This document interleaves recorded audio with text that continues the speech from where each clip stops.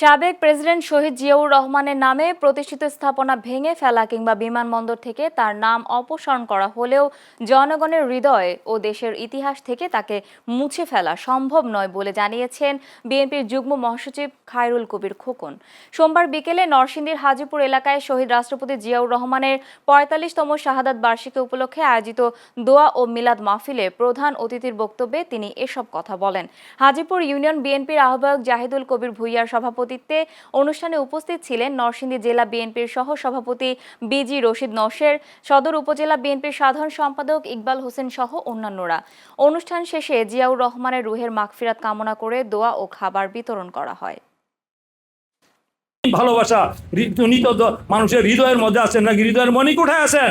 এই তার মুরাল ভেঙে ফেললে এবং এয়ারপোর্টের নাম, যে আন্তর্জাতিক বিমানবন্দরের নাম মুছে ফেলছে কি, মুছে ফেললে কি জনগণের মন থেকে জিয়া রহমানের নাম কি মুছে গেছে?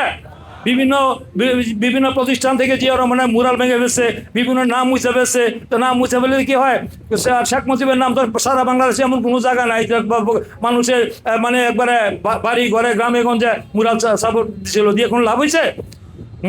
মানুষের মনের মধ্যে যে নাম থাকে সেই নাম কি আপনারা মানে যদি মুরাল ভেঙে ফেলে নাম মুছে ফেলার চেষ্টা করা হবে?